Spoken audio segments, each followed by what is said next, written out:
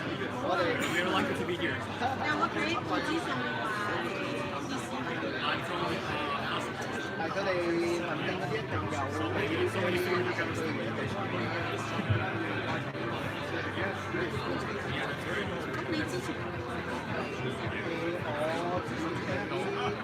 ，Ladies and gentlemen, please be seated as we will begin shortly. Thank you very much.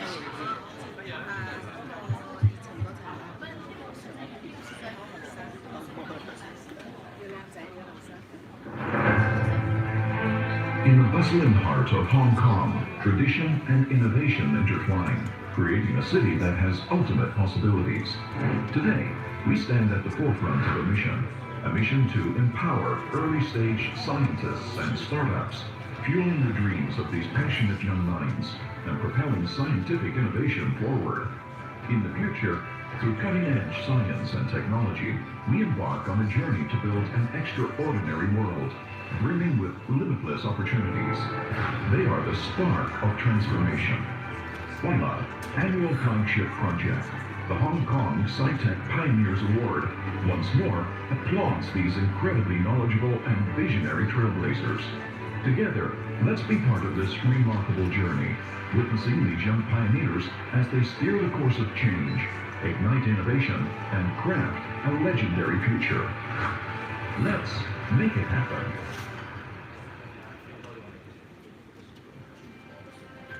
Good afternoon, distinguished guests, ladies and gentlemen. Good afternoon to you all. Welcome to the Why Not Hong Kong SciTech Pioneers Award ceremony. Just to introduce myself, my name is Melody Kwan, and I will be your MC for this afternoon. Before we begin, everyone, let's give each other a big round of applause for attending this afternoon. So good to see everyone with us. Thank you very much. It is my absolute pleasure to present the ceremony to all of you. We are extremely honored to have a gathering of the brightest minds in the field of science as well as technology. Your presence here today is invaluable. So everyone, please do allow me to express my most sincere gratitude and my warmest welcome to all of you. Welcome, everyone. The Hong Kong SciTech Pioneer Award that is organized by the Why Not Foundation and co-organized with the Hong Kong University of Science and Technology with generous support from the industry fellows, aiming at recognizing as well as celebrating the valuable contribution of outstanding early-stage scientists and startups. Today's ceremony is exclusive. The luminaries in front of us are not only amazing pioneers, but also mentors who help to shape the future of the aspiring scientists and entrepreneurs. This event will serve as a bridge between the different generations, offering chances for knowledge and experience exchange. We sincerely hope that you are not only witnessing the prestigious gathering, but actively seize this invaluable chance to connect, to learn, and to bring everyone closer together through science. Therefore, everyone, please do not miss this opportunity to forge the connections and know more about the brilliances that surrounds us today. Now, it is my great honor to invite the founder and chairman of WILOT, Mr. Andy Fai-Chian, to extend his warm greetings to us. Everyone, let's put our hands together and welcome him. Mr. Fai,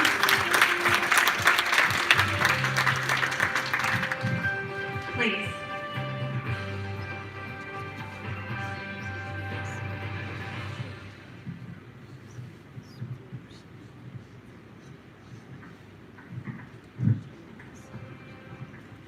Thank you. Dear honorable guests, advisors, ladies and gentlemen, good afternoon. Welcome to this prestigious and exclusive ceremony of Why Not Foundation's second SciTech Pioneers Award. My special thanks to the HKUST as our co-organizer. Why Not believes better science and digital literacy are the driving force for social mobility.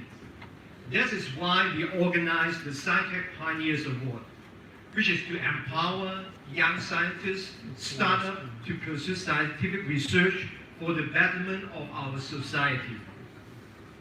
This is our ultimate vision, to create supportive environment for successful technology transfer and commercialization, which can help to seek new market opportunities and even to create entirely new industries. During the last couple of months, Why Not has received many innovative applications. And I would like to thank you for all the hard work and creativity put forward by our award participants. Above all, I would like to express my heartfelt appreciation to our esteemed judging panel. They have undergone a meticulous process to select the best of the best. Their constructive and in-depth feedbacks must be truly benefit to our finalists. Today, we have pioneer and industry leaders from various fields. I hope this ceremony can provide an opportunity to gathering all together and connect me all together and sharing what our thought and our insight. Why Not Award Ceremony is a celebration of the remarkable achievement that have shaped our world and will shape our future. Finally, may I encourage all award participants to keep your innovative spirit high, follow your curiosity, learn from setbacks to develop creative inventions, and make a positive difference to our world. It's been my great pleasure being with all of you tonight, and hope you enjoy the event and have a great day. Thank you. Thank you very much, Mr. Klein. Please be seated. And thank you for those inspiring words. It's truly incredible to see the passion as well as the commitment that drives the Wildlife Foundation and its vision. It is also my pleasure to invite our next distinguished guest of honor, Professor Dong Sun, JP, Secretary for Innovation, Technology and Industry. Unfortunately, due to his demanding schedule, Professor Sun is unable to join us in person. However, he has taken the time to record a special video message to commemorate this meaningful award ceremony. Everyone, let's take a moment to hear his opening remarks. Let's enjoy. Mr. Fei, distinguished guests, ladies and gentlemen, good afternoon. It is my pleasure to join you all at the Hong Kong SciTech Pioneers Award Ceremony 2022-2023. First of all, I would like to congratulate all the winners for your outstanding achievements. The establishment of the Hong Kong SciTech Pioneers Award aims to commend the valuable contribution of young outstanding scientists and research teams under 4 categories, namely deep tech, biotechnology, space science, and environmental science, with a focus on sustainable development goals. I'm glad to see the enthusiastic participation of young scientists and entrepreneurs in this competition. I hope that your proposals and research outcomes could soon be transformed to reality. The current term government has been committed to supporting R&D and startups and has introduced a series of targeted policies and initiatives to create a favorable R&D environment in Hong Kong. We have recently launched the first application facilitation exercise of the 10 billion research, academic, and industry sectors 1+ scheme to promote the transformation and commercialization of excellent deep tech R&D outcomes from our local universities. It is expected that the results of the first batch of applications will be announced in the fourth quarter next year. As announced in the policy address last month, we will also set up another 10 billion new industrialization acceleration scheme to promote the downstream development of new industrialization by providing financial assistance for enterprises in the fields of life and health technologies, AI and data science, advanced manufacturing, and new energy technologies. We are confident that this new funding scheme will foster positive interactions between the upstream, midstream, and downstream sectors and build a vibrant INT ecosystem in Hong Kong. Apart from the government's funding, let's not forget our two INT flagships, namely Hong Kong Science Park and Cyberport, when we talk about support for startups.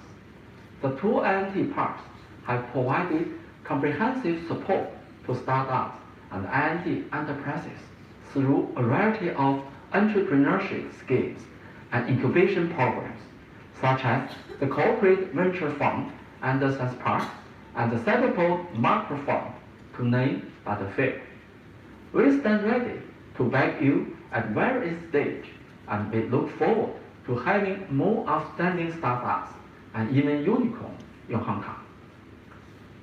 We will continue to enhance Hong Kong's INT ecosystem to chart Hong Kong in moving full steam towards our goal of becoming an international INT center. May I invite you to join us in this amazing journey where the future of the INT industry meets limitless possibilities. Thank you. Thank you very much, Professor San, for those enlightening words. And while we regret not having him with us here in person today, we are extremely grateful for the time he took to share his thoughts with us. Today, we've gathered the elites and the leaders of the Hong Kong SciTech industry, creating a focused and exclusive platform for meaningful communication with our key stakeholders. It is hoped to foster collaboration and to spark new ideas that will propel the industry forward. Therefore, before we proceed with the award presentations for today, we have curated a special segment that is featuring keynote speeches. We are very honored to have two distinguished guests who will share their insights on the current trends and the future prospects of science and technology development. We believe that through these enlightening presentations, we can better grasp the dynamics that will help shape the future that we have. Now, everyone, let's put our hands together and invite our guest of honor and keynote speaker, Professor Casey Chan, GBS JP, Chairman of Board of Directors of WeLab Bank. Professor Chan will share with us his thoughts on from research to impact, exploring the frontiers of the innovation and technology industry. Everyone, let's put our hands together for him.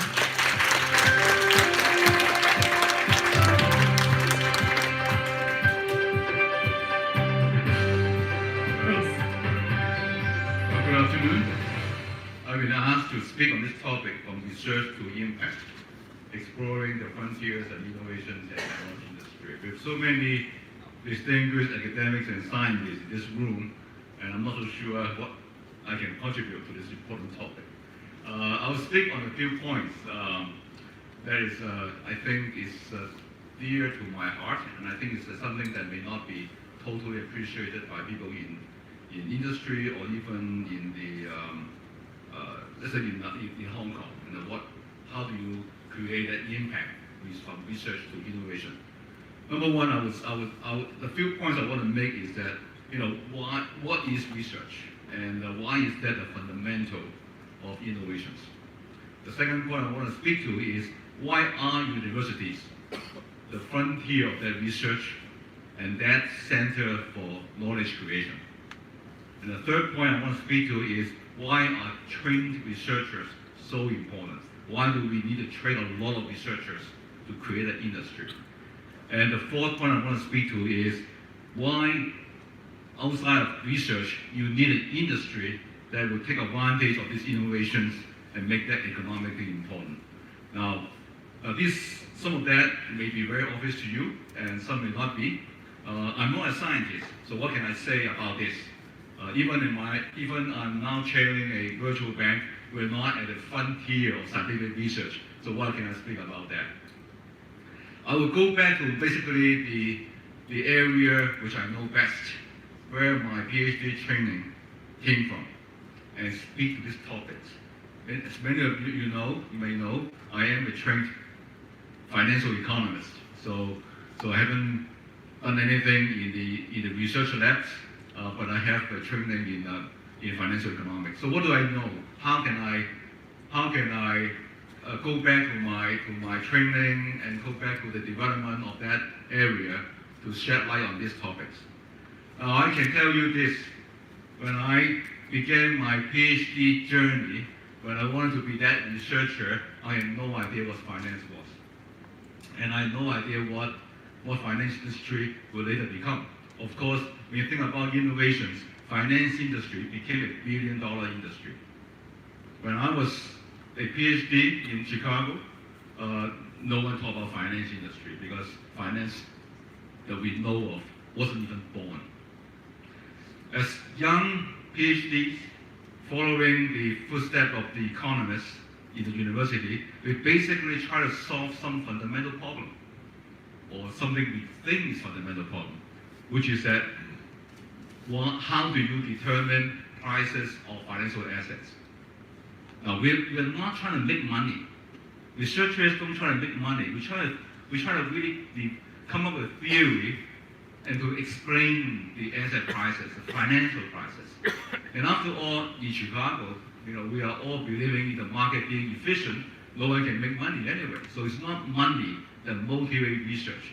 It's that we are trying to follow that scientific journey to figure out what is the fundamental, theory or fundamental determination of financial prices. Okay, this is how financial theory was born. People are trying to figure out all this. But in the meantime, when you are trying to figure out all this theory and trying to apply that in terms of empirical research, deploying a lot of data, we actually develop a lot of new techniques to analyze data, to make sense of data. So a lot of the finance industry, management, research, trading came from that body of knowledge. People like ourselves applying, the theory to explain, the empirical results. The other very important discovery was back in the 1970s. For people who are in finance industry will know, how do you solve the price of an option? Option is basically a financial instrument with an upside potential and downside protection. The people who try to solve this problem weren't trying to make money. They were motivated by this mathematical problem. How do you come up with a price for a financial asset with that kind of feature? And what happened was that when they were doing this scientific, discovery, they find that they can actually create something called a riskless financial position by taking a position on a risky asset and then taking a negative position on another risky asset and create a riskless position. And then with that, you can come up with a price. This may sound like a lot, for people who are not in financial training, but this is called hedging. And that hedging, that discovery of techniques in hedging, because they try to solve an option theorem, that discovery leads to a multi-billion dollar of financial engineering industry. So much that the Wall Street finance industry later on, grew growth in, coming from that exploitation of such trading. The industry is totally changed because of these new discovery about prices, hedging, trading techniques. What I meant to say is that people who are doing all this were not motivated about how to make money. They were really motivated by scientific discovery at the top universities, using the best of math people, and then what happened is that you have a lot of PhDs being trained, doing all this research, and these PhDs very quickly many of them end up on Wall Street. So the whole industry was born, applying the techniques you learn in academia and to trading. So of course, you need also industry. The Wall Street industry was wonderful. They saw the opportunity, employing a lot of young PhDs and changing the whole industry. My point is not saying that every industry will actually have that development. My point is not saying that every scientific discovery will lead to multi-million-dollar results. But my simple point is that even you think about innovations like finance, or any industry, where do that innovations come from? The innovations are not likely to come from the people who are actually doing it on a day-to-day basis without very advanced theoretical training. None of the finance training, none of the financial innovation we saw came from Wall Street. Wall Street cannot invent anything. They always come from academics, the research labs, the scientists. The scientists are not motivated by making money, but then somehow the techniques got applied. The second point I want to make is that to do all this, you don't need, of course you need a very brilliant theoretical mind. But a brilliant theoretical minds solve the math problems. You need a lot of people to use that kind of techniques and apply to a lot of different phenomena. That's why in universities, researchers, PhD students, these turn out to be the most important soldiers of innovation. They are the ones who actually take the theory, apply it, and come up with all kinds of scenarios, apply those scenarios to different fields. Which is why, when you think about creating the knowledge industry, university definitely is very important, professors are very important, but I would argue that you need many PhD, master students, a lot of people basically go through that kind of research line. And this is a point that's often ignored in our community. In Hong Kong, we talk about research. And these days, people think about universities being important. 20 years ago, they didn't think so. Now they think university is important. But sometimes when they think about universities, they forgot university is not about professors only. It's about a lot of researchers, young people like some of you guys in this room. We need a lot of those knowledge workers, research workers, that actually turn something which is theoretical and abstract and apply to new innovations. And thirdly, of course, you need an industry. If you want to really monetize all these wonderful things, you need an industry that take on those concepts and monetize it. This part I don't worry about. Industry are very creative. If you see a money-making opportunity, they will jump in. So in terms of creating that kind of healthy ecosystem, I would still very much argue that money is not a problem. I think it's how we combine the theoretical insights, theoretical research with a lot of knowledge workers that turn those insights into practical, potentially, innovations that can benefit the economy. I think that's more important. My example is only drawn from my own experience in finance, and I'm very sure that it applies to every other field that we know of. So in terms of how to create an ecosystem, I think that we really should emphasize the most, which is that the fundamental about that knowledge creation being a driver of innovations.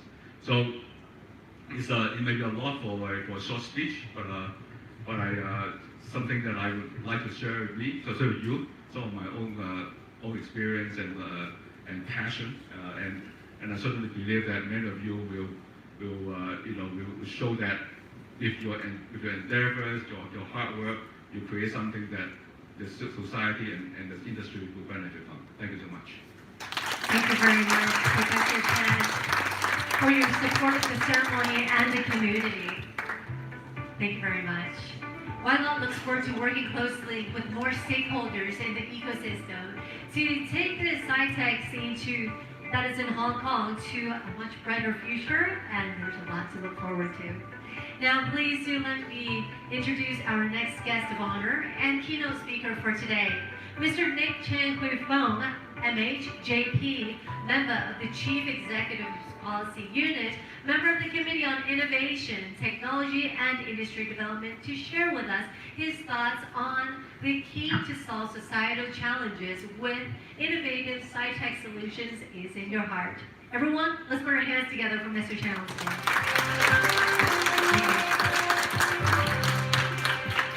Andy, Elaine, distinguished guests, hello everyone, good afternoon. It's truly a pleasure to be here today and truly humbled before all these, especially young scientists, entrepreneurs. You've done a lot of things that we haven't done. So it's a good reason why people say, or our leadership in the country says, if the youth succeed, the country will succeed. So anyway, my background is in computer science and law. I'm delighted to serve as a member of the Congress for us. What I want to share today is on the topic of the key to resolving societal problems is in your heart. So, think about this question. I'm thinking essentially, maybe today I'm preaching to the converted because you're here, you're receiving this award, a reminder and also a confirmation of your good deeds. Not only are you doing well in your company, in your scientific research, but you're also helping to solve societal problems. I'd like to share my suggestion is we always look at the bigger picture. A lot of the times where you have mentors sitting on at your table as well, when we plan for the future, we need to have we need a short, medium, long-term plans, and we should look at the big picture about where the world is going. A lot of the theme I see today is a lot of you are helping to solve ESG-related problems, environmental problems, and that's great. But there are many other pressing issues that are there that also needs to be solved. I see, and I like, Professor Wang is here. I like from Hong Kong University, more of us to, like you, not only look at curiosity-driven research, but also results-oriented applied research, and also applied basic research. And some of the things I suggest we could also look at would be our priorities. There are limited funds, but there are plenty of funds, but they are limited, right? So if we look at what the world needs, what the market needs, of course we all know about markets. We want to go to a bigger market, access newer markets. So if you look at the big picture with so-called de-risking or decoupling forbid, there are new markets that we should venture into. You look at the chief executive bringing or going with people like Dr. Lam to all the world, to the Middle East, to Asian economies, to Africa, or launching satellites in Africa. All of the things we need to do is to look at the big picture, what the world needs, and what the country needs, and what our country's future needs, future generations need. So with that, I would say that we should put our thoughts together, work with other universities, also north of the river, Shenzhen River, and universities also have campus in Guangzhou and other places. And there are lots of support you will get. Today, our country, for the last 4 years, the average spend we have on basic research, important research, is 6% of our research funds every year. And that's growing on an average of 6%. So, if you look at where things would be in 10, 20 years, where the world would be, I think, apart from focusing on what's in front of us, as pointed out by Casey, we should look at where we can go if we combine our strengths. So I would consider, ask university to consider maybe we pull our license, patent license pool, so that it's not competitive, it's not hidden, and the universities generally don't need to fear perhaps they're licensing it too cheaply, so that they use public funds, right? Public funded research. If you license it too cheaply, then they sometimes feel they'd rather not do it. So I like that to be gone. I think we should really leverage off the 8 centers of Hong Kong, financial center, which Casey and George Dr. Lam is really good at. For example, how we benefit and lead the world in fintech, in Web3, metaverse, in green economies, green finance, all that, and those are important. And as we do that, I think we should try to help the next generation, as some of us are doing today. But to bear in mind, we are here to help the next generation after us. So if we put our minds together, nothing is impossible. So think big, be ready to fail, but also be ready to bounce back up right away. So I'd say in this geopolitical world these days, it could be unfortunate, but it is entirely possible that your really good invention may not be able to find users in certain parts of the world. So don't despair. I think if you see the big picture, you should perhaps focus on so-called dual circulation, how our inventions, how our contribution could benefit fellow citizens and friends. And if you look at the country's national plan, one of them, I'm sure you well know, is a Belt and Road Initiative. Of 193 countries in the world, there are perhaps, by different count, but at least 140 countries are active participants. So leverage on that, and I would say also in my recent visits to the Middle East, I've learned the following, which I want to share with you. From looking at the media generally, Western media generally, I get a sense that Middle Eastern funds are looking at investing more in Asia. But I didn't get a strong sense of why. Anyway, when I'm down there on the ground, what I've learned from the King's family and also from ambassadors locally is that right now the head of the Saudi Arabia Kingdom, he's the only one who's not studied in the United States. And that's not an accident. It was his choice, by choice.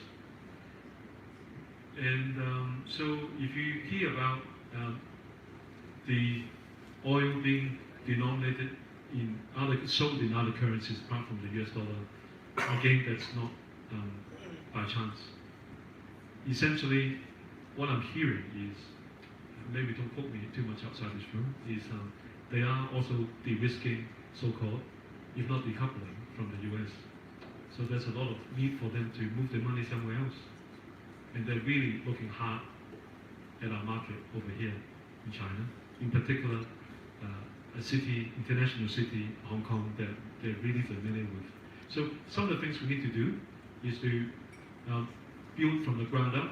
I think in terms of policies, macro policies also, and as a member of the Congress, I'm happy to have participated, proud to participate in formulating a 14th five-year plan. We will soon start to think about a 15th five-year plan, and that I seek your indulgence and help about how we could do better in the coming future. And also, law is important. We talk a lot about generative AI that grabs the limelight, but there are a lot of ethical issues. So as scientists, as entrepreneurs, as global citizens, we should also think carefully and act ethically in the way we go forward. But anyway, my time is up today, so thank you very much for this time for me to do this sharing. Congratulations to you all. Well done. Good health. Thank you. Thank you very much, Mr. Freeman. Please remain on stage. Can I please ask that you remain on stage as we deeply appreciate your insightful and your inspiring remarks. Now, I would like to extend our heartfelt gratitude to two distinguished guests of honor in sharing their thoughts with us. May I please invite Professor Casey Chan to join us on stage. Professor Chan, please. Thank you. And also, please do join me in welcoming the founder and chairman of Wailat Foundation, Mr. Andy Fai, and Vice President and organizer of HK USC, Professor Wang Yang to the stage to present the certificates to our esteemed keynote speakers. Everyone, let's put our hands together. And can I please have Mr. Fai and Professor Wang Yang, please? Thank you. Gentlemen, please take a group photo. Thank you. Wonderful. A sincere thank you for your insightful contributions. And everyone, please take a seat, gentlemen. Thank you. Thank you once again. It is time to move on to our prestigious awards. This award serves as a tribute to the invaluable contributions that are made by the outstanding scientists and early-stage startups under the YLOT SciTech 4 pillars. After several rigorous rounds of evaluations by our esteemed judging panel, it's a regret that no finalists emerged in the space science category. And in light of this, we've taken a very forward-thinking step this year by introducing 2 new awards to recognize the outstanding ideas and the innovations in the other 3 domains. Everyone, please allow me to introduce the first award of the day, Best Technology Transfer Pioneer Award. And the award goes to Vidi Labs from HKUST. Congratulations. And to better understand the team and the work, everyone, we have prepared a video, so please do enjoy that right now.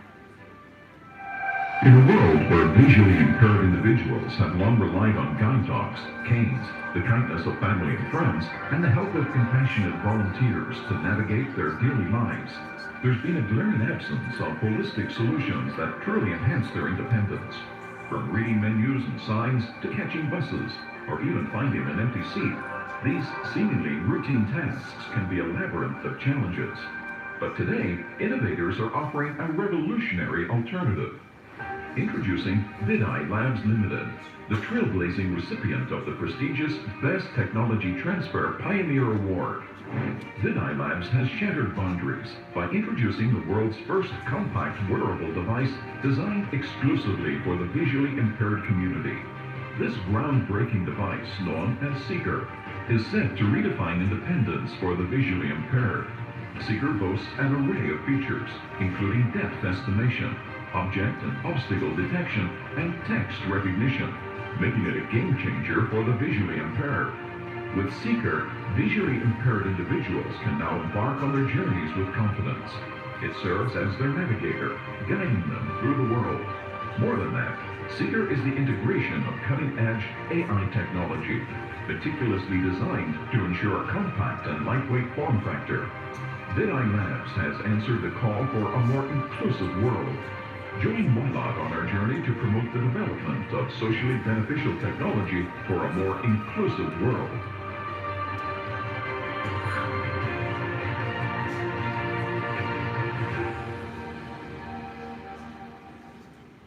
Wonderful. To provide valuable insights into why Vidi Labs has been selected as the prize winner of the Best Technology Transfer Pioneer Award, I am extremely delighted to extend an innovation to Dr. George Lam, BBS JP, from our esteemed judging panel to join us on stage to share a few words. Everyone, let's put our hands together for Dr. Lam.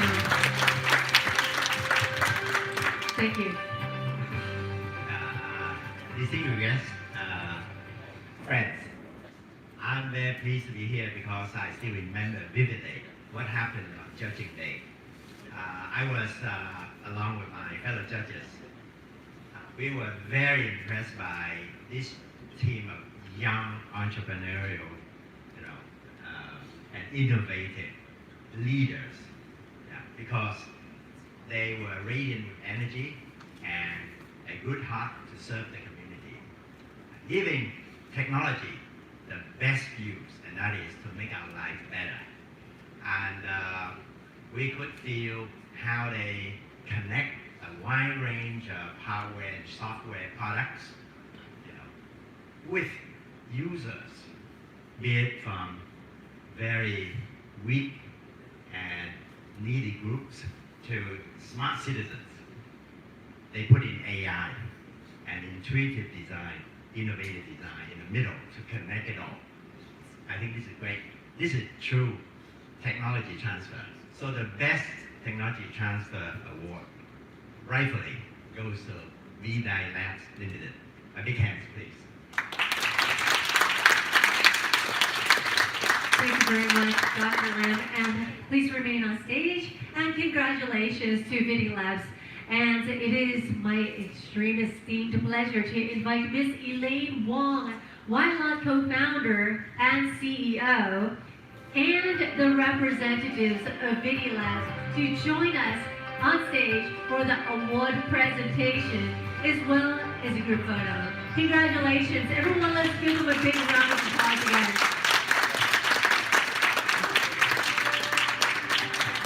Please. Well deserved. Congratulations.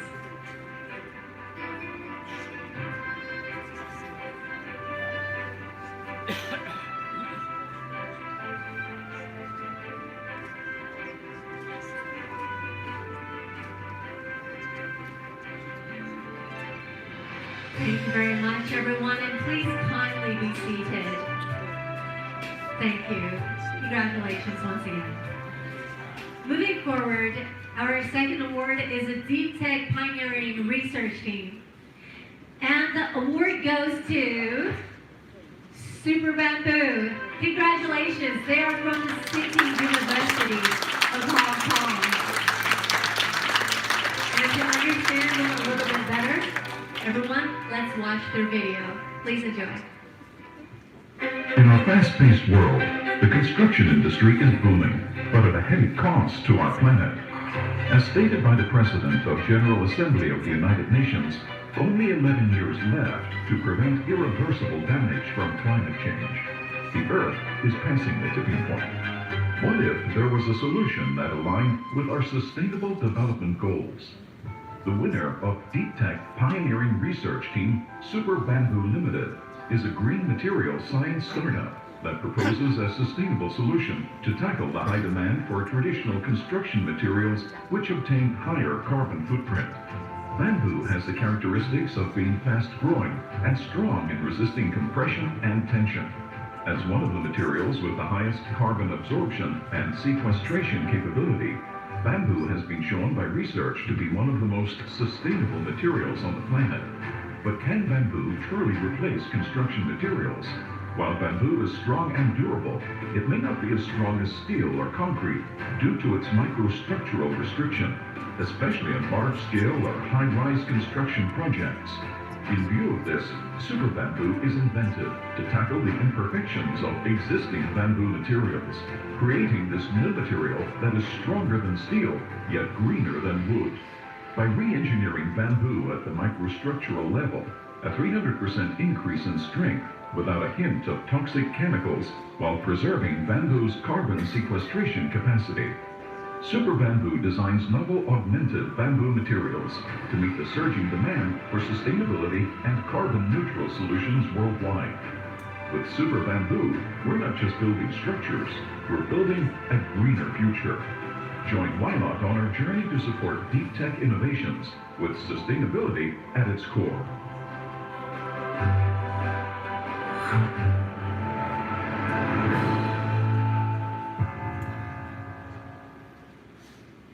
In order to command the outstanding achievement of Super Bamboo, everyone, let's put our hands together and welcome Mr. Quinn Law, SDS JP, from our judging panel to share with us your thoughts. Thank you very much. As mentioned by George just now, the judging panel members had a difficult task to do a few months ago, and today we're doing a very easy job. No sharing, apparent effect. And as announced, the deep tech categories winners, Super Bamboo Limited, its application received the highest score in all criteria, except one. No one's perfect. But the public voting also highly supports its initiative.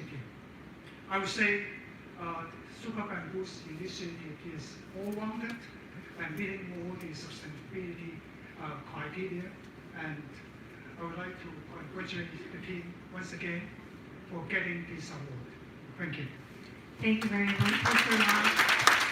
Please remain on stage, and congratulations again to Super Bamboo. Can I please now invite Professor Timothy Tong, VBSJP, Chairman of the Council of the Hong Kong Laureate Forum, and the representatives of Super Bamboo to join us on stage for the award presentation and a memorable photo. Please do join us.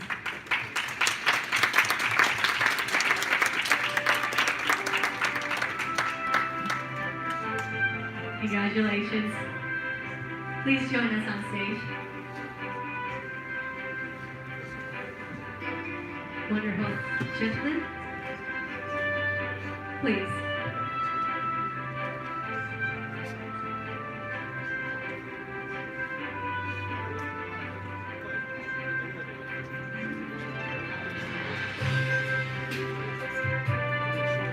Thank you very much. And congratulations once again. Gentlemen, please be seated. Thank you. Our third award is the Biotechnology Pioneering Research Team. And everyone, please direct your attention to the screen. It looks like the award goes to Meet the Next from Hong Kong Science and Technology Park. Everyone, let's enjoy the video that they have prepared for us to get a better understanding. In a world where milk has been a dietary staple for centuries, a new era is dawning. Meet the Next Company Limited, a superfood technology company on a mission to revolutionize the way we enjoy our daily dose of dairy.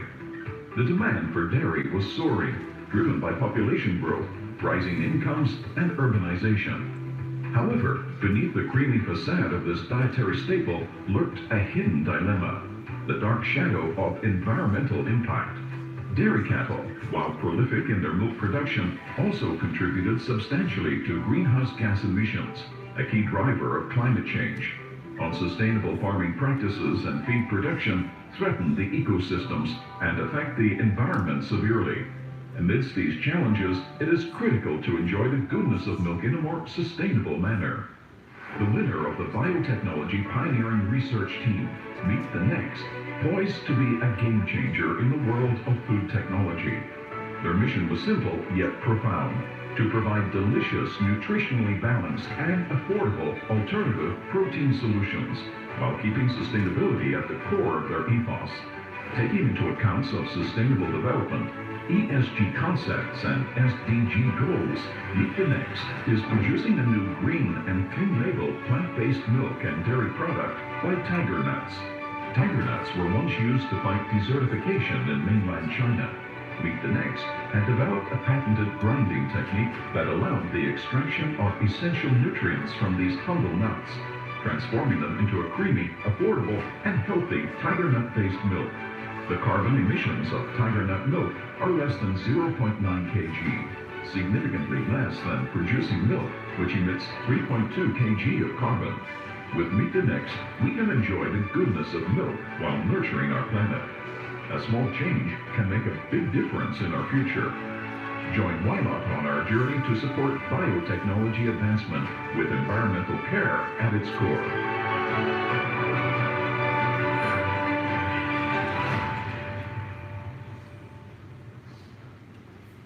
In order to commend the remarkable achievements of Meet the Next, now everyone, let's put our hands together once again and welcome Mr. Michael Ho from the judging panel to share with us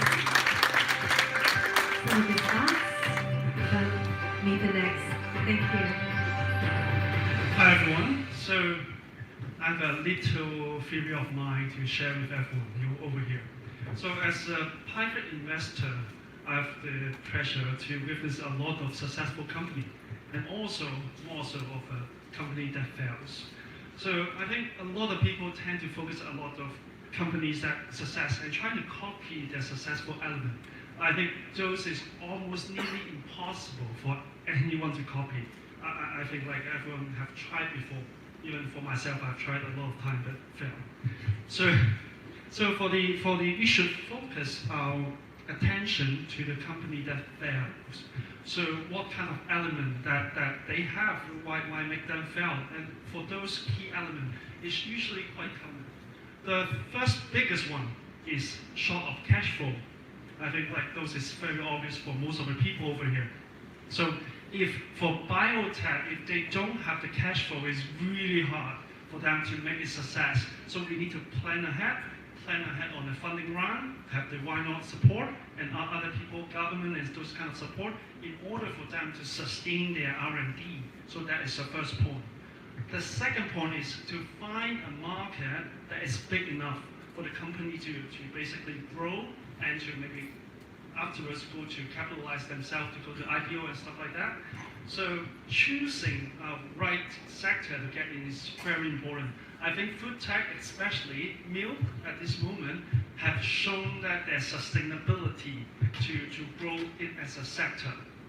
So we as Why Not over here, we want to transfer our knowledge to our portfolio company, to the people that we want to support, and for them to actually commercialize their products. And I think like the next obviously is one of them that we want to grow together with them and make a success. Shall we? Yes, absolutely. Thank you so much for sharing your thoughts on that, and congratulations again to Meet the Next. May I please now invite Mr. Nick Chan and the representatives of Meet the Next to join us on stage for this very special moment. Congratulations once again.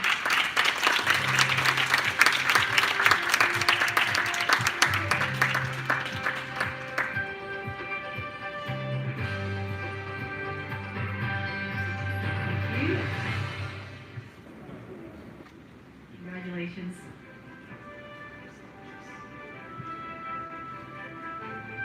Nothing like reducing the carbon emissions. Great job. Well deserved. Everyone, please smile for the camera.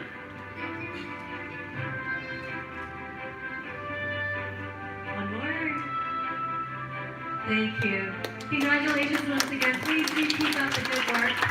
Ladies and gentlemen, please be seated. This takes us to our fourth award for today, which is the Environmental Science Emerging Scientist. Now, the winner of this prize, everyone, once again, please do direct your attention to the screen. This goes to Dr. Chu Lo, PhD from the University of Hong Kong. All right, everyone, please take a look at the video. Biodiversity along the shoreline is more than just a sight to behold. It's a lifeline for our environment, a guardian against pollution, and a shield against the fury of nature. Hong Kong, with its bustling cityscape, has a unique challenge. A significant portion of its shoreline is artificial, posing a risk to the delicate ecological balance. Studies led by the University of Hong Kong reveal that these artificial structures have significantly lower biodiversity compared to natural coastal habitats. And the situation could worsen with plans to create even more artificial shorelines. But in the midst of this challenge, a beacon of hope shines bright. The winner of the Environmental Science Emerging Scientist, Dr. Chu Lo, a marine ecologist and ecological engineer, is on the front lines of a groundbreaking mission to revitalize these artificial coastal structures, safeguard biodiversity, and usher in a new era of sustainable coastal development. In his pioneering research, Dr. Lo has explored the potential of soft eco-engineering using live oysters and oyster shells to create complex habitats in the low intertidal zone, a truly nature-based solution. Over 2 years of intensive monitoring, Dr. Lo's oyster baskets have demonstrated a remarkable increase in biodiversity. But that's not all. These oysters and their shells are also natural water filters, improving the quality of the surrounding waters. These promising results have become a guiding light for government officials, prompting a reevaluation of their coastal conservation strategies and future development plans. Dr. Lo, a true pioneer in marine ecology and ecological engineering, leading the way to a brighter and more sustainable future for Hong Kong shores. Together, we can reshape our coastal landscapes, protect biodiversity, and build a sustainable future for generations to come. Join Wylot on our journey to support ecological research with the environment and biodiversity protection at its core.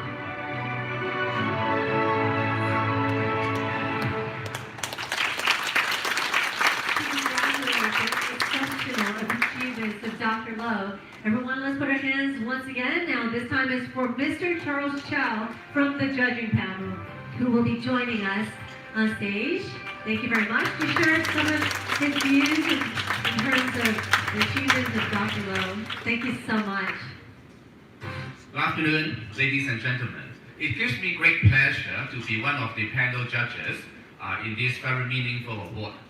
As a lawyer by training, I have learned a lot during the process. For this particular award, the judging panel members are deeply impressed by Dr. Lo's passion about preserving the biodiversity as well as ecosystem services for artificial shorelines. Well, this is in fact very meaningful. His research will promote diversity and sustainability in coastal city.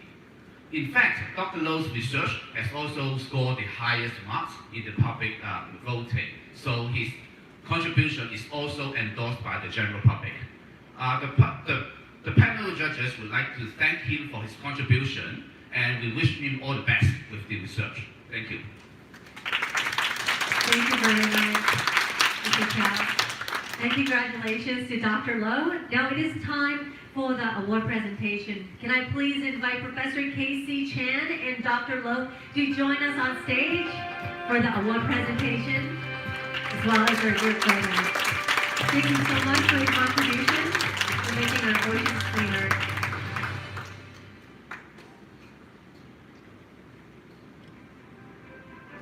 All right, gentlemen.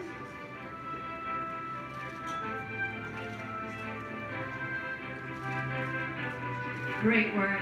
Congratulations. Thank you, gentlemen. Please be seated. Now, moving forward to our fifth and final award, that is the Best Social Impact Pioneer Award. Now, for this one, the award goes to ESG Guardian from the Hong Kong University of Science and Technology.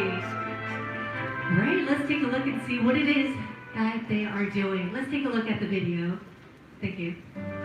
In a world forever changed by the COVID-19 pandemic, one crucial commodity emerged as a hero in the fight to flatten the curve: soap. In our homes, before meals and after touching shared surfaces, we turn to soap and sanitizers.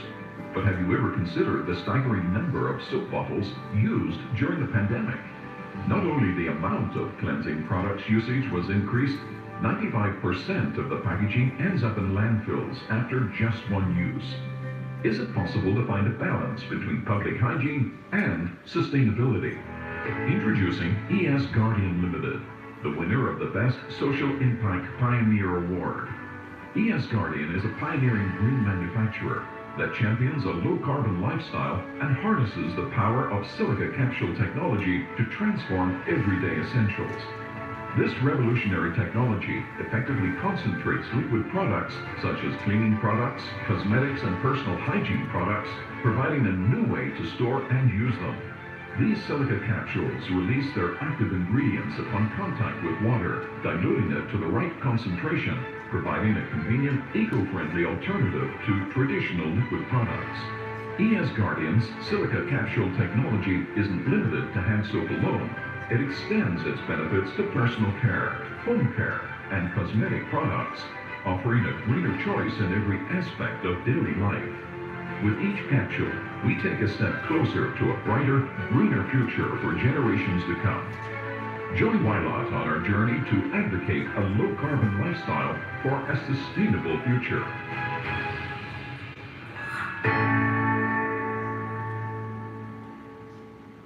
To congratulate and commend the extraordinary efforts of ESG Guardian, everyone please welcome Mr. Samuel Wong from our judging panel. Please do join us.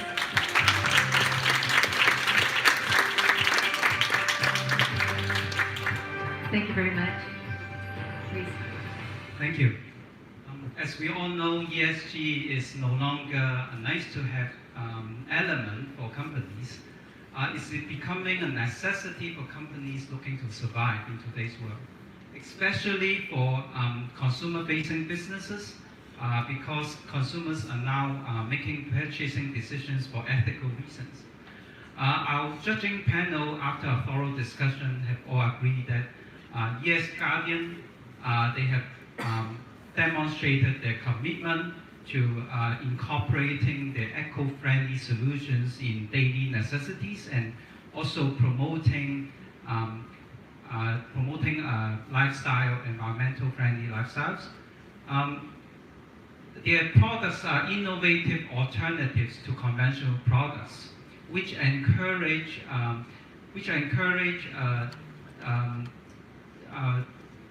to reduce the carbon footprint for the consumers and also make a significant impact to the environment and the market.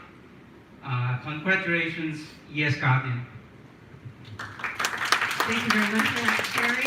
And while we're congratulating ESG Guardian, now please, everyone put our hands together for Professor Roy Chung Chi-Ping and the representatives of ESG Guardian to join us on stage for this very special moment.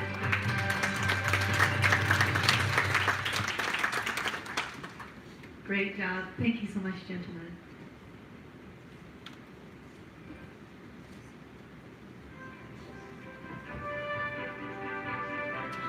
Wonderful. Great effort. Thank you. Everyone, please prepare for the group photo.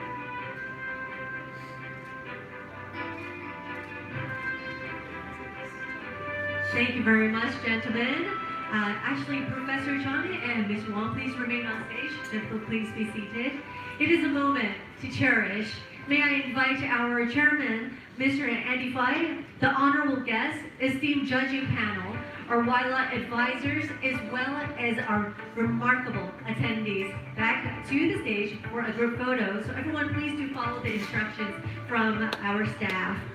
So please first have Mr. Fai, Mr. Nick Chan, Professor Casey Chan, Dr. George Lam, Mr. Quinn Law, Ms. Elaine Wong, Mr. Michael Ho, Mr. Charles Chow, Mrs. Yvonne Law, Mr. Peter Chan, Ms. Justina Chu, Professor Zhang Jianhua. Please join us on stage. And meanwhile, can I please have all of our awardees join us on stage right now for the group photos.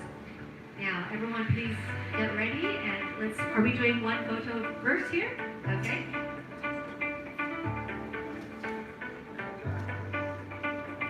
All right, can I please have everyone just hold on to their smile? Let's do a normal one first, and then we could do like the Y. Let's do the Y. All right.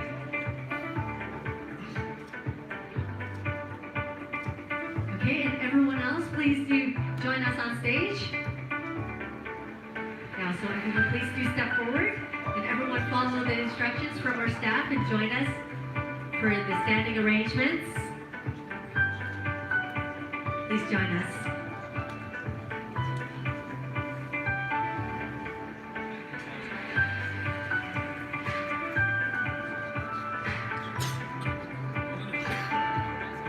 Great, please follow the instructions from our friendly staff. Thank you. Yes, and also have your awards in hand as well. That would make a beautiful, beautiful prop. Yes.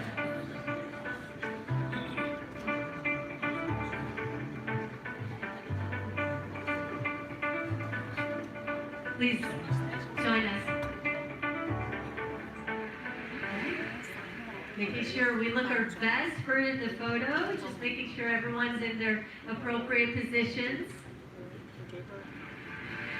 All right. Okay.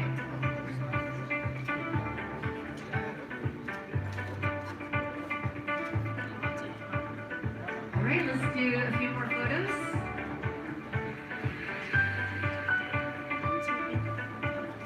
Wonderful. Congratulations. Let's give them a big round of applause once again. And before we go, should we do one more with the signature Y lock symbol? So let's do one more. Yes. All right.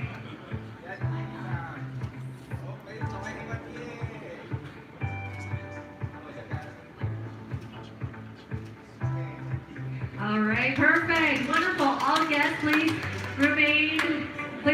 return to your seats. Congratulations again to all of our winning teams. Thank you. Everyone, please take your time. We are truly amazed by your spirit of unity and achievement. But our journey doesn't end here. We're about to embark on a series of enlightening presentations by our awardees. So everyone, please welcome this next segment that is coming up as we will move to the next exciting phase of this afternoon's celebration. Everyone, let's welcome back on stage Vidi Labs, our winner of Best Technology Transfer Pioneer Award, as they will present their first of its kind compact wearable device for the visually impaired community. Everyone, let's put our hands together and welcome Mr. Curzo Bose to come to join us on stage for the presentation. We would love to learn more about it, so something that we're definitely looking forward to. Please flood the stage.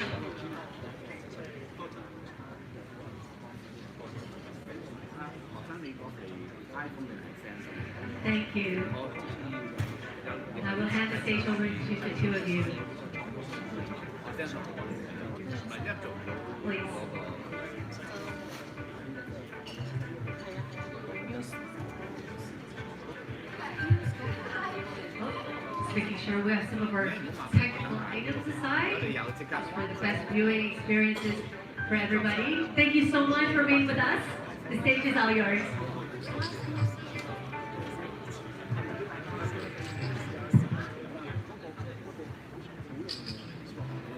Ladies and gentlemen, distinguished guests, I stand before you today deeply honored and humbled to accept the SciTech Pioneers Award 2022-2023 on behalf of Vidi Labs. The recognition is a testament to the power of innovation and the unwavering spirit of inclusivity. This has been a labor of a lot of passion and dedication. It all started with my grandfather, who was visually impaired, and COVID was very difficult for him. As you know, visually impaired or the elderly community, they're very touch reliant, but during COVID, they cannot touch anything. So he asked me, hey Terzo, you're an engineer, right? Can you make something for me that I can use every day? That's when I went ahead and I was like, what is the problem? The problem is, we see this group of people is very over-reliant on their family members for everyday tasks. They find it very difficult in navigating new spaces. And when I went ahead and I saw, is this a problem of my grandfather alone? I saw that no, speaking to more than 50 visually impaired people in Hong Kong, in the Tinsoi community, in the other communities, we found out that no, this is a problem of every visually impaired people.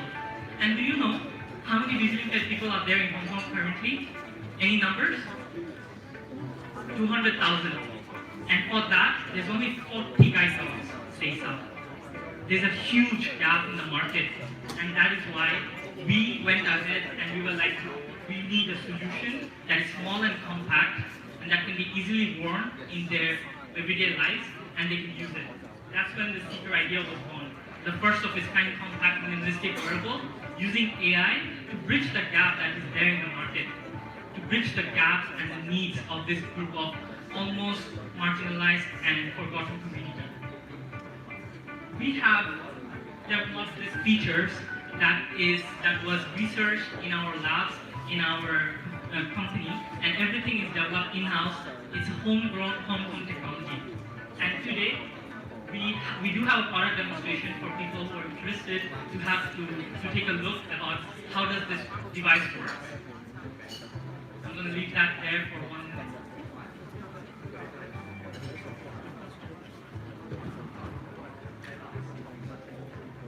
And not just in Hong Kong, our vision is global. Today, as a matter of fact, just after this event, we will be flying down to Africa, Rwanda, to make this secret vision a reality for the African community. And this is something that we take a lot of pride in, to take Hong Kong homegrown technology to not just in Hong Kong and not just help the Hong Kong community, but also take this global. And we are currently looking to expand our terms of service so that we can also serve other groups of community and also make the properties accessible and inclusive. And today, we ask for your support in making this secret device a reality and bringing this technology to the global stage. This is the team, and I cannot help but congratulate all of our team members, without their relentless passion and dedication, it would not have been possible. Today we are Vidi Labs, and I thank you again to the Wild Foundation, to all the distinguished members and judges, and the unwavering support that we have received. Thank you so much. Thank you very much for your presentation. Thank you, and please be seated. The secret that is made by your team is truly, truly commendable, and we're excited to witness the positive impact of your innovation. We can all feel your passion that is by creating a more inclusive world through SciTech, which is very close to WILOT's mission and vision as well. Now moving on, it is time for Super Bamboo, our deep tech pioneering research team awardee, to take the stage. Let's hear about the incredible innovation they've made to achieve sustainable living and a smart city. Everyone, let's put our hands together and welcome Mr. Andy Palm to join us on stage. Thank you. The material that is supposed to be stronger than steel, that's the only item I can get from the presentation. So let me see what kind of elaboration he has in house for us. Very exciting. Bamboo that is stronger than steel. Please. Thank you. Good afternoon, everyone. Thank you so much for being here. Super Bamboo, we are a young startup company trying to turn bamboo plants into engineered materials to help save our Earth. So I think everyone sitting here, we all know how important it is to solve the greenhouse gas problem by 2050. Otherwise, we might not be able to live in this planet anymore. So I might ask everyone to try to imagine in your head what is the future cities and buildings would look like. And I think a lot of you would probably imagine something like this. If you watch Tomorrowland, the movie by Disney, everyone, I think, imagine the future cities to look something like this, very futuristic, and this is what I imagine future cities would look like too in the past. But today I would like to tell to everyone that maybe it will look a bit like this instead. These are called mass timber buildings, and in the past few years, they've been popping out everywhere around the world. The reason because traditional materials like concrete, steel, plastic, they have a lot of disadvantages, and they have a lot of greenhouse gas, carbon emission to the air. So if you think about what is a green material that is circular, sustainable, most of us will think about wood. But if we are to build more green buildings in the future, how can we supply enough wood or timber when in the current world we are already running out, causing deforestation? So for us, one of the big solutions that can answer this problem is bamboo. So why bamboo? Today I will share two reasons. First of all, bamboo grows extremely fast. At the same time, bamboo can absorb a lot of carbon from the air. So basically we're looking at a natural, rapidly renewable, carbon-absorbing machine.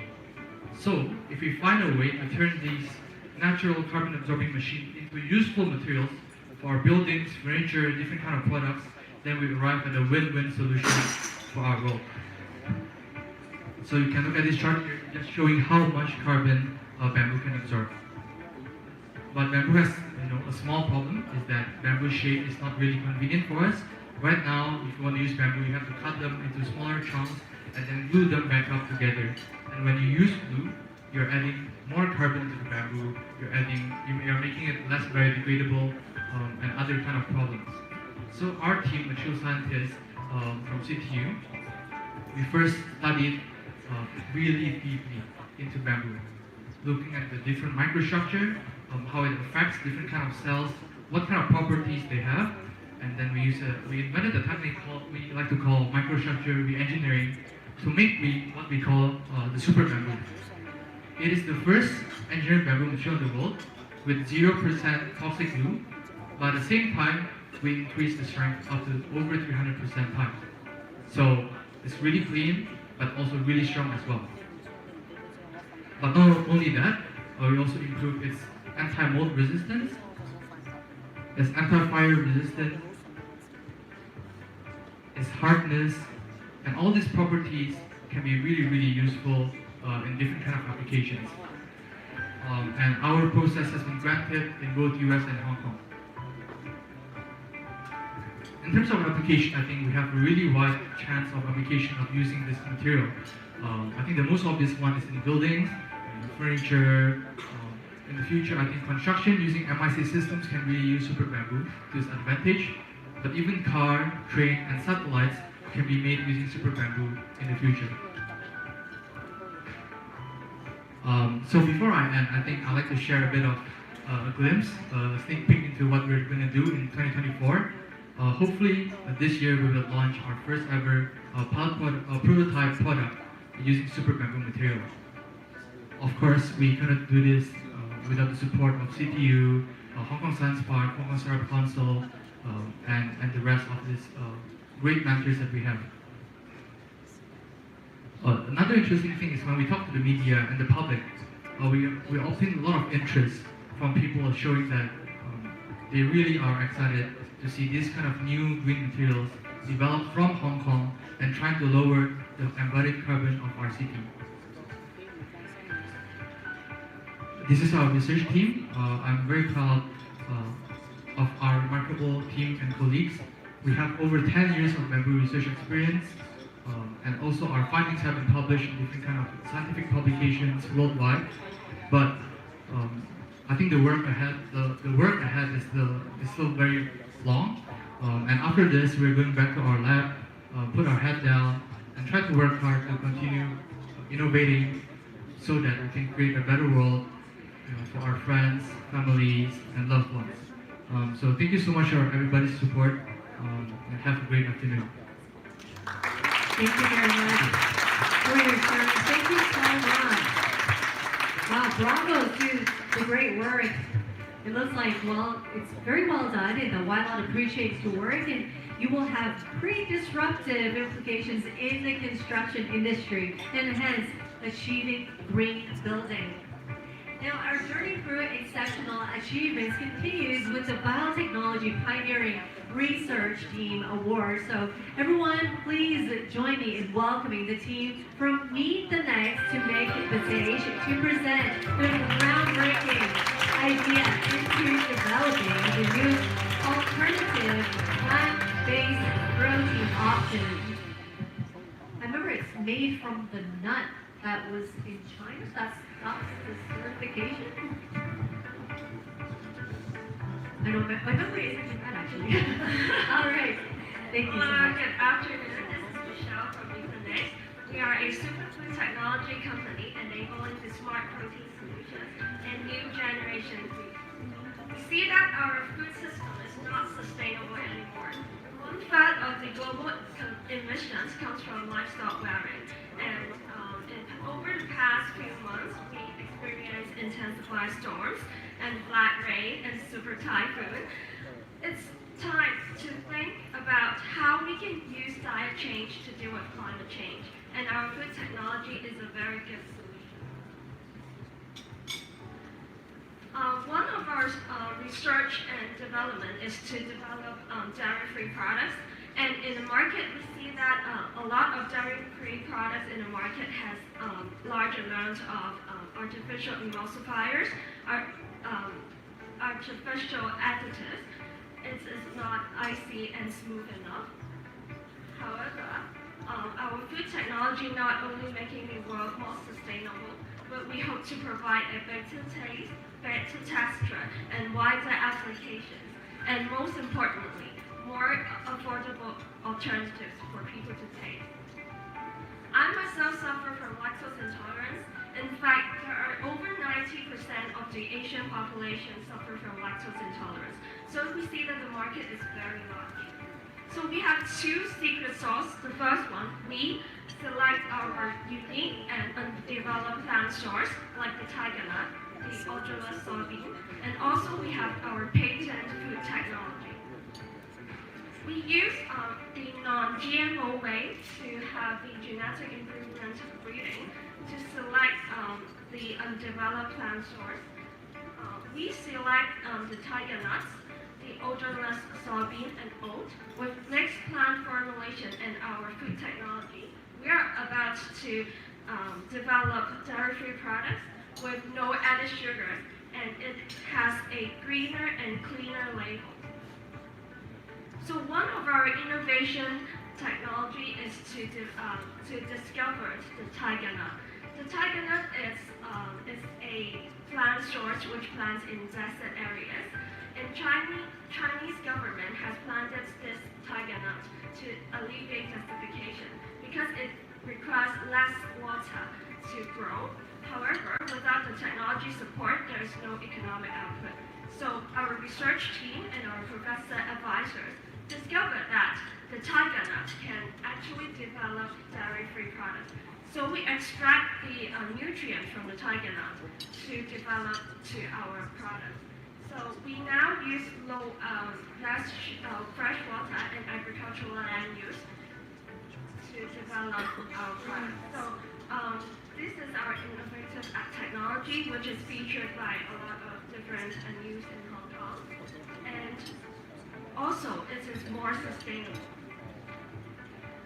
To add on, tiger nut is also a very valuable plant, which has a very rich protein source, antioxidant source, and we collaborate with various professors from various universities like KUST, CUHK, and CTU.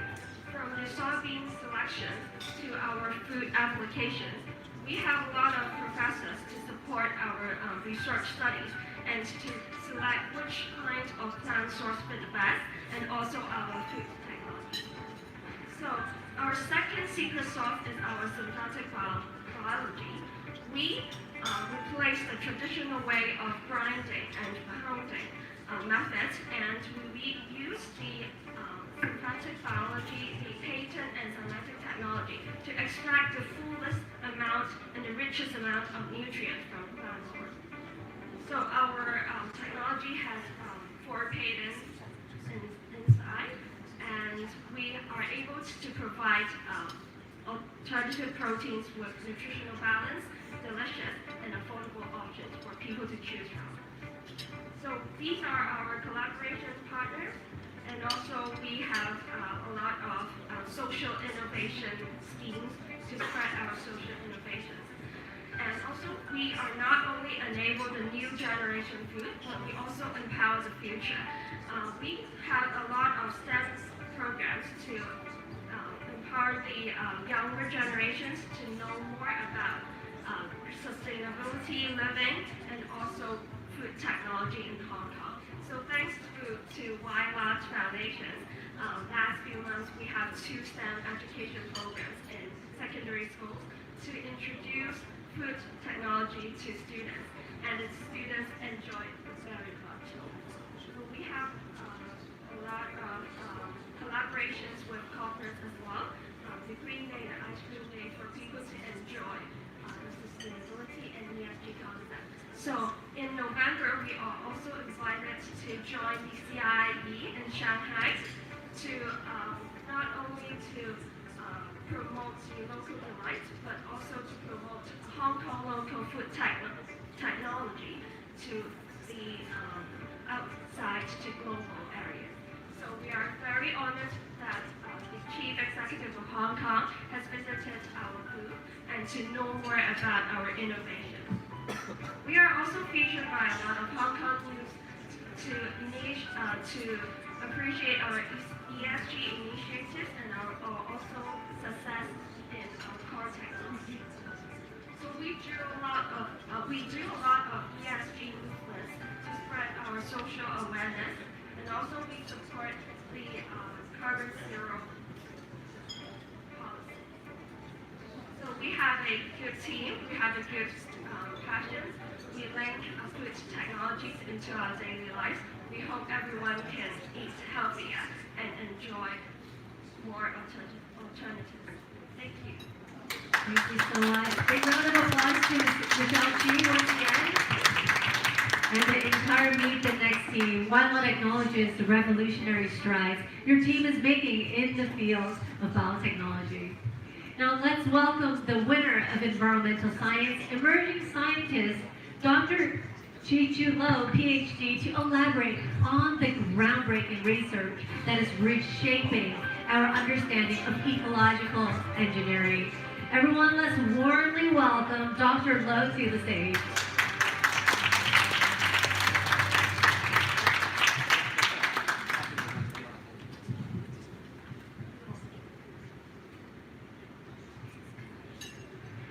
Wonderful. And I will pass the stage to you.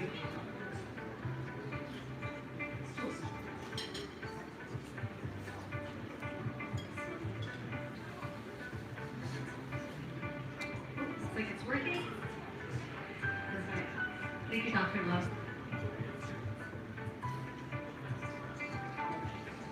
All right, thank you very much.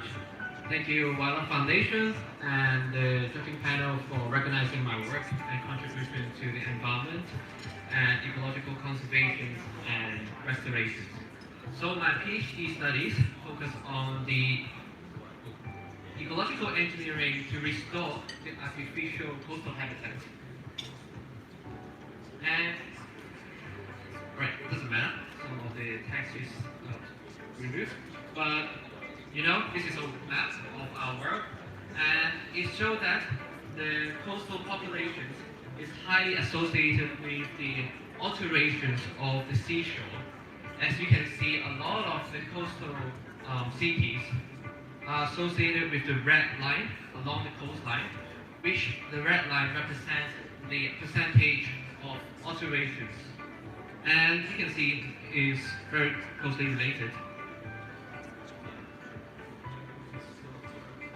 And this also resulted to the shoreline hardening, which is the installations of engineered shoreline structures, which is to stabilize the sediment and prevent erosion and provide good protections. And you can see that with shoreline hardening, we are turning our rocky shore, mangroves, and other type of coastal habitats to habitats like riprap seawalls and other coastal structures like pier, port, and airport. However, this also caused a series of environmental problems, such as habitat loss, habitat degradations, and it also increased the environmental stress to the living things on the seawall. And we're expecting that at least 50% of artificial seawalls in the next 25 years because of the coastal expansions, the expansions of coastal population, as well as the sea level rise. So another problem, as I mentioned, is with artificial seawalls, a lot of the time, because of the 2D structures, there are huge heat stress on it. Compared to natural rocky shore, that's the temperature is usually much lower. So this is one of the stress that the marine organisms actually facing on artificial seawalls. So we have the solutions of ecological engineering to help with the marine organisms to live on the artificial seawalls, which is the design of sustainable ecosystems that integrate human society with its natural environment for the benefit of both us and the environment. The goal is to include the restoration of ecosystems that have been substantially distributed or disturbed by human activities. And there are two types of ecological engineering. One is the hard eco-engineering, which make use of different types of precast concrete units like the tile here and the panel on the seawalls. The other one make use of the natural-based solutions, such as oyster shells and mangrove as a method to enhance the ecological functions. And our research team, led by Professor Kenny Lam and the postdoctoral of previous postdoctoral researcher, Dr. Juan Carlos, basically the pioneer in Hong Kong, studying the feasibility of using different ecological features to enhance the environment in Hong Kong. As you can see with this thermal image, this is a flat panel, like this one on the side, is under the sun in summertime, and you can see most of the surface area on the flat panel is a lot hotter than those with practices. And this is evidence showing that with the use of different type of ecological engineering feature, we can reduce the heat stress and different other environmental stresses on our artificial seawalls and to bring back the biodiversity. We're fortunate to have our studies that's actually adopted by the European Commission as one of the reference for the environmental policies to see how they can develop more sustainable seawalls in the future. And also our work is also recognized by international events like the Geneva International Exhibitions, as well as the local Vidi exhibitions previously. In Hong Kong, there are a lot more projects that we're actually working on around Hong Kong, from the eastern side, in Chu Lo, in SciTech, and to the very busy and beautiful Victoria Harbour, the Wan Chai and Causeway Bay. Also, in some remote islands like Nano and Shek Kwu Chau, we also have research going on to study how this technology can be applied to different places in Hong Kong.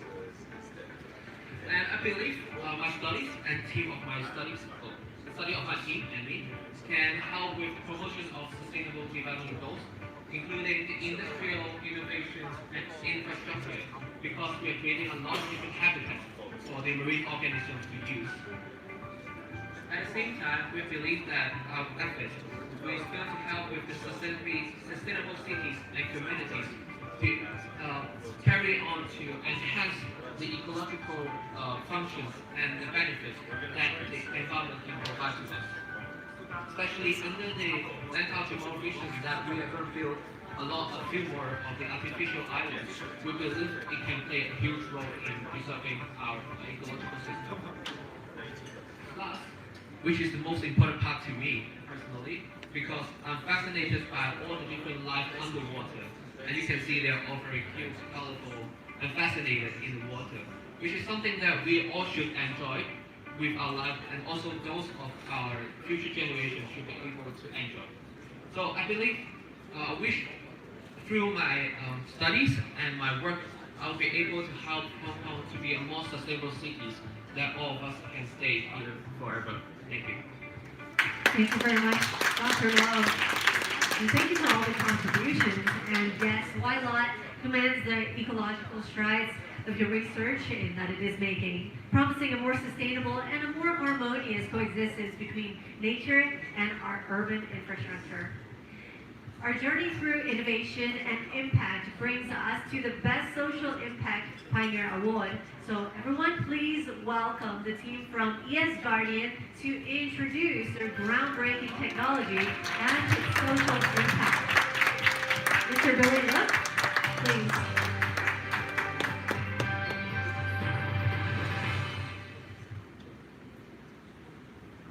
Thank you.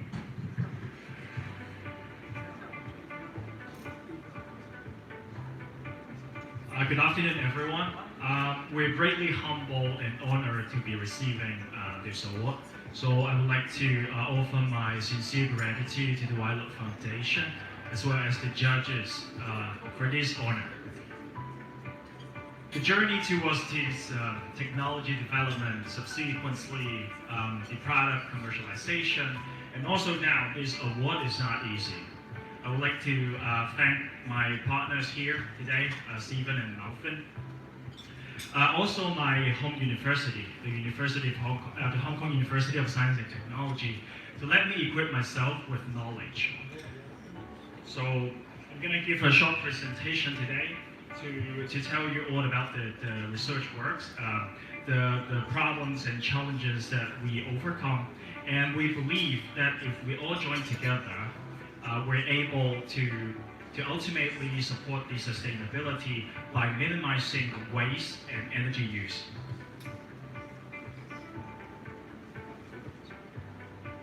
So we're a company to advocate a low carbon lifestyle and apply the silica capsule technology that we invent to the household and cosmetic product to provide a low carbon lifestyle. Extreme weather has been a hot topic recently, and I believe everyone here, not only in Hong Kong but around the world, are experiencing very critical weather nowadays. So these might perhaps contributed by the greenhouse gases emission and also the plastic waste, and they are an unshrinkable responsibility. According to the zero carbon emission policy by 2050, it is very necessary to promote zero carbon emission behavior.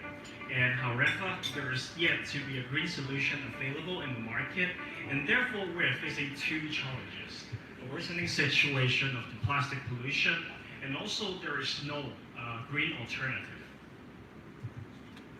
Our team with advanced material and environmental engineering expertise had invented and patented a silica capsule technology that could actually compress bioliquid into a tiny gel-like solid and control release down into a different medium.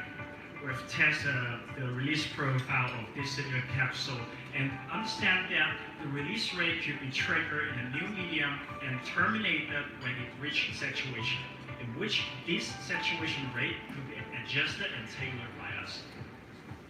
So a smart control release property is designed, as I said, is designed to compress the bioliquid into a tiny solid to provide a long-lasting, environmental friendly, compact solution for different products. So by applying this technology, we have invented our first product, gel soap.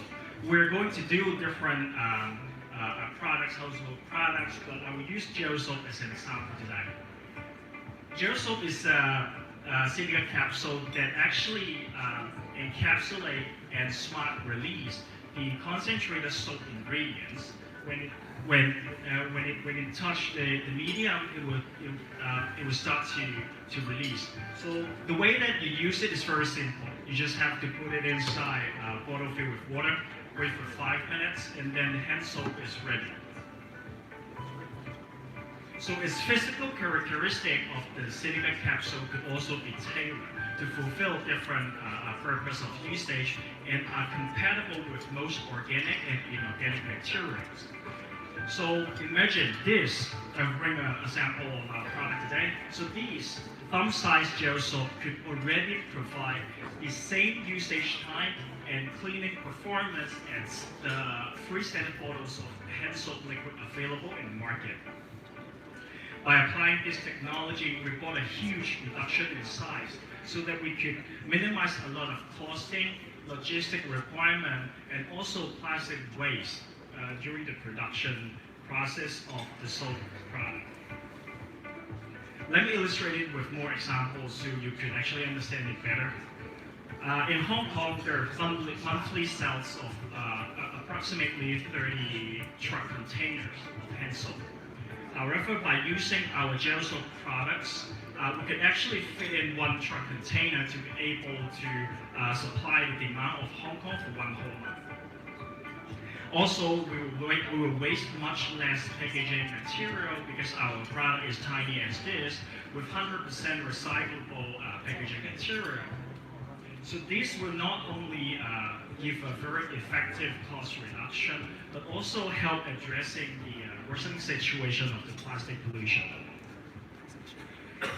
We're a team composed of innovation, engineering, finance, and business management, with advisors from universities in different sectors.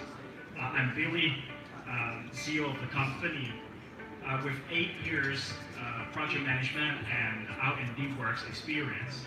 We also have technical expertise to focus on R&D works, product and technology commercialization, and company finance. We're currently collaborating with universities to promote the products, to carry out product trials, and also investor matching in our early stage of our business. We also done deals with different companies on OEM development and also sales just in the Q4 of this year.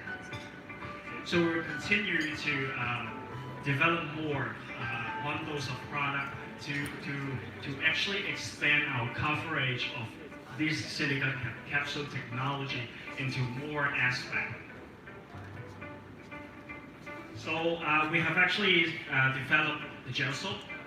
We're covering the market with not only hand soap but also dishwashing detergent, disinfection liquid or spray, and we'll continue to create a bundles of product to expand our coverage to promote a health system for the benefit of the environment and also for consumer.